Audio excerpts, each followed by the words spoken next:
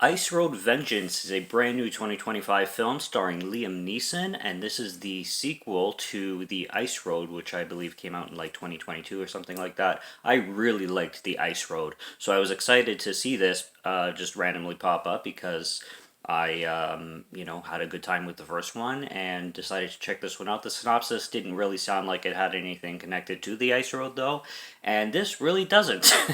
Other than Liam Neeson playing the same character, they might as well have just called this something else because there is so little connection. I mean, there's no Ice Road really.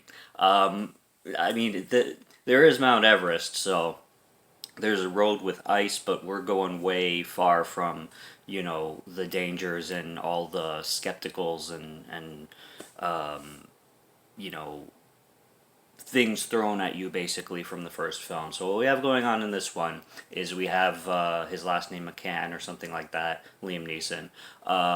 His brother passed away, and I don't remember his brother being mentioned in the first film. Maybe he was, I'm not sure, but his brother passed away, and he was an adventurer, and his request was, well, he always wanted to climb Mount Everest, and his request is to have his ashes spread on Mount Everest if he doesn't get to. So Liam Neeson wants to fulfill this wish, and he goes to where Mount Everest is, and he has this tour guide named Danny, and she's a great actress, by the way. I've never really seen her in anything before, but she is bad ass.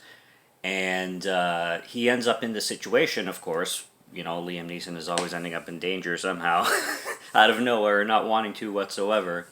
In this, I would call political war, where you have this politic guy wanting to make up some rules in the area that they're in, and then you have these protesters and peace fighters kind of thing. So there's that clash, and there's this guy at the beginning who is supposed to deliver a speech, but he gets killed on the way. And then throughout the film, they're after the son of this guy, who is part of the opposing political side from the bad guys, the extremists. So while Liam Neeson is on a tour bus with this tour guide Danny, and there's a bunch of other characters introduced, they get ambushed, and these extreme terrorist politic people are after the kid who's on the bus. So it turns into Liam Neeson turning badass and saving everybody. But like I said, it's just the story is so vastly different than the Ice Road that I don't. They literally just used the name Ice Road Vengeance and called it Ice Road 2 just to sell it more, I guess. On Rotten Tomatoes, I saw it went down. It had a 17% and went down to a 15%. I wouldn't say this film was that bad, but I gave it a 2 out of 5. It's a very standard B movie. It is just your standard average good action Liam Neeson film. It's going to satisfy that. That's enough for me. That's all I need. But this is not a memorable film. It is one I would buy, but it is not something that I would, worship or anything like that. I would pick 10 Liam Neeson films before this one of them being Ice Road. But it's cool. I mean, it has great action. The woman who plays Danny is amazing, like I said. She's like a Michelle Yeoh looking character, and her ass kicking abilities are amazing. There's this girl named Star who's absolutely gorgeous. She's an Australian actress. Haven't seen her in anything, but yeah, she's definitely a looker.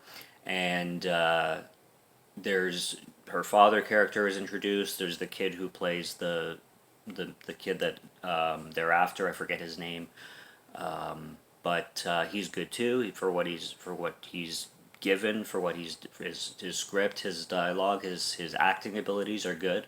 And Liam Neeson does the Liam Neeson thing. So you got that, and there's this Australian bus driver too that I can't believe I forgot to mention. He's probably my favorite. He's hilarious, and his lines I think are my favorite for sure. When it comes to people's line delivery, he's my favorite definitely. But it's a fun film. It's a fun average film. 2 out of 5 for me. Or maybe I gave it a 2.5, but I think I gave it 2.